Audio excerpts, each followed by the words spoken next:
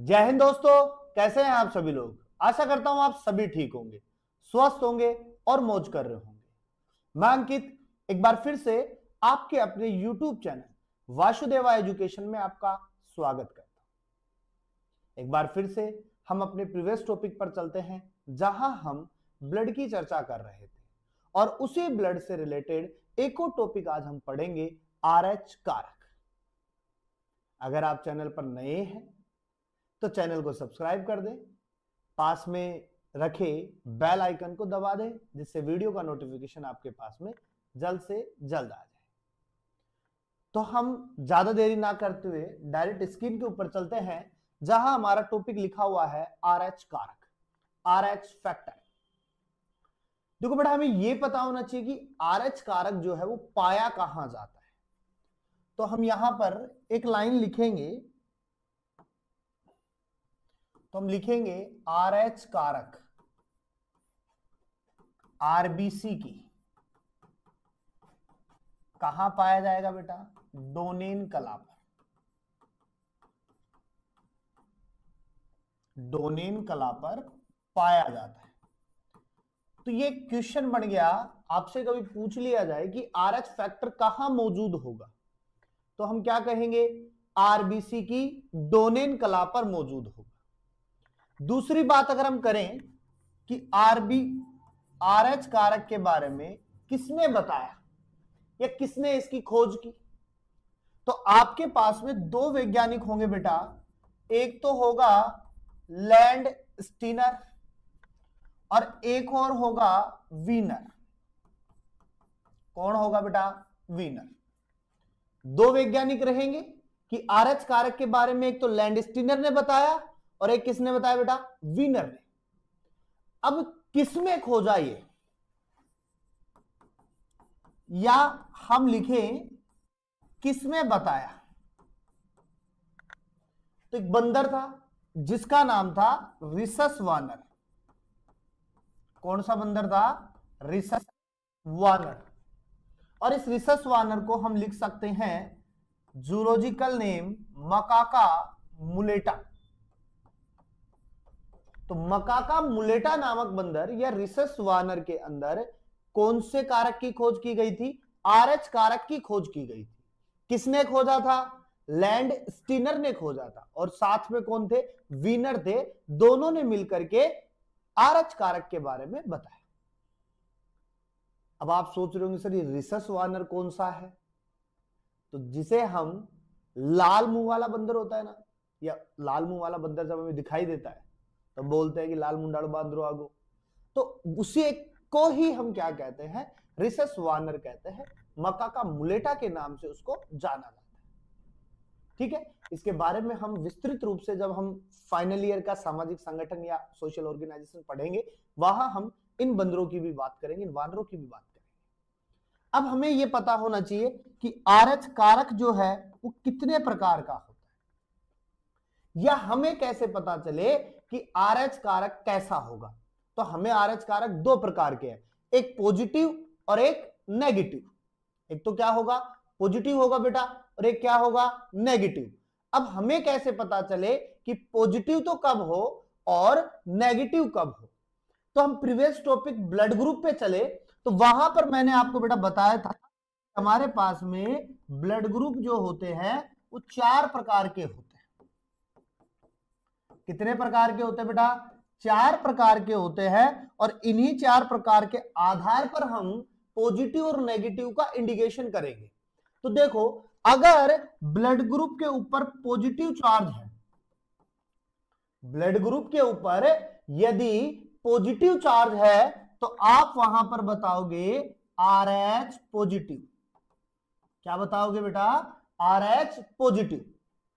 जहां positive charge वहां RH positive, और जहां ब्लड पर कौन सा चार्ज हो बेटा? नेगेटिव चार्ज हो, तो उसे हम क्या कहेंगे बेटा? RH नेगेटिव कहेंगे। क्या कहेंगे? RH नेगेटिव कहेंगे। तो RH कारक कितने प्रकार के हो गए? 2, पॉजिटिव और नेगेटिव। अच्छा बेटा, एक चीज और होती है, हमने वहां भी बात की थी जब हम ब्लड ग्रुप्स की बात किए थे कि कौन किसको ब्लड दे सकता है, हमने वहां भी बताया था। लेकिन एक चीज याद रखो, पॉजिटिव व्यक्ति कभी भी नेगेटिव व्यक्ति को ब्लड नहीं दे सकता, चाहे वो ए पॉजिटिव हो या ए नेगेटिव हो। तो ए पॉजिटिव कभी भी ए नेगेटिव को ब्लड नहीं देगा। तो की बात कर रहे थे कौन किसको ब्लड दे सकता है, तो यहां भी हम वही बात करेंगे कि कौन किसको ब्लड दे सकता है, पॉजिटिव नेगेटिव को दे सकता है, या पॉजिटिव पॉजिटिव को दे सकता है, या नेगेटिव नेगेटिव को दे सकता है। तो देखो बेटा, अगर मेरे पास में ए पॉजिटिव और ए पॉजिटिव है तो ये एक दूसरे को आसानी से ब्लड देंगे। लेकिन अगर मेरे पास में ए पॉजिटिव है और ए नेगेटिव है तो ये एक दूसरे को कभी भी ब्लड नहीं देंगे। उसी प्रकार अगर ओ नेगेटिव है और सामने भी कौन है, ओ नेगेटिव, तो ये आसानी से क्या देंगे बेटा, ब्लड देंगे। अगर मेरे पास में बी पॉजिटिव है और सामने भी कौन है, बी पॉजिटिव, तो भी ये आसानी से क्या देंगे बेटा, ब्लड दे सकते हैं।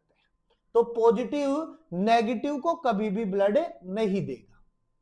समझ रहे हो बात को? अच्छा, इसको हम एक साइकिल से और समझते हैं, इसको एक साइकिल से और समझते हैं। तो मैं बनाता हूं, यहां पर मैंने लिखा ओ ब्लड ग्रुप। क्या लिखा, ओ ब्लड किसको देगा, ए को देगा। ये ए ब्लड जो है ये किसको दे रहा है बेटा, ए बी को। अब अगर ए बी को दे रहा है तो ये जो ओ है ना ये किसको देगा, बी को। तो बी किसको दे सकता है, ए बी को। और ये जो ओ है ना ये किसको दे सकता है, ए बी को। यानी ओ सभी को दे सकता है। तो मैं ओ को क्या कहूंगा बेटा, यूनिवर्सल डोनर। क्या कहूंगा मैं, यूनिवर्सल डोनर। और ए बी को क्या कहूंगा बेटा, मैं यूनिवर्सल रिसिप्टर कह दूंगा मैं, यानी सार्वत्रिक ग्राही कह दूंगा। अच्छा सुनो, अब ये जो ए है ना ये स्वयं को भी दे सकता है, ये ए बी जो है ये भी स्वयं को दे सकता है, ये बी जो है ये भी स्वयं को दे सकता है, ये ओ जो है वो भी स्वयं को दे सकता है। तो ये इस प्रकार से हम ब्लड का बंटवारा भी कर सकते हैं।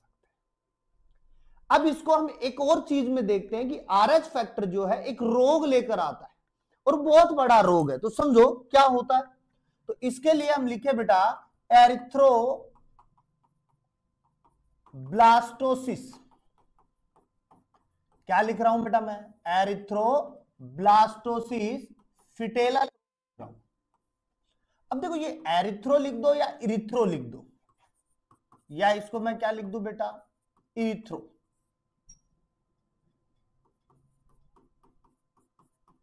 और इसको पूरा क्या लिखूंगा मैं, ब्लास्टोसिस, एरिथ्रोब्लास्टोसिस फिटेलस। दोनों देखो एक साथ, इरिथ्रो और एरिथ्रो बोलने में एक जैसे कॉमन से लगता है।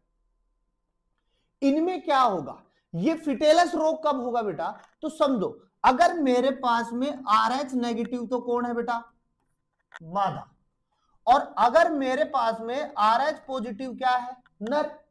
और हमें पता है नर व मादा जब आपस में मिलते हैं तो लैंगिक जनन होता है, और उस जनन के दौरान उनमें एक बच्चा पैदा होता है। अब बच्चे का ब्लड ग्रुप किसके ऊपर निर्भर करेगा, माता व पिता पर निर्भर करेगा। अब कौन सा ब्लड ग्रुप हो कि ये रोग का सामना ना करना पड़े। समझ रहे हो बात को? तो समझिएगा, इन दोनों में जब हमने क्रॉस करवाया, इन दोनों में जब हमने क्रॉस करवाया और अगर बच्चा माता के ब्लड ग्रुप से विपरीत आ रहा है, माता के ब्लड ग्रुप से विपरीत आ रहा है और क्या लेके आ रहा है वो, पॉजिटिव। बच्चे का ब्लड ग्रुप क्या है, पॉजिटिव।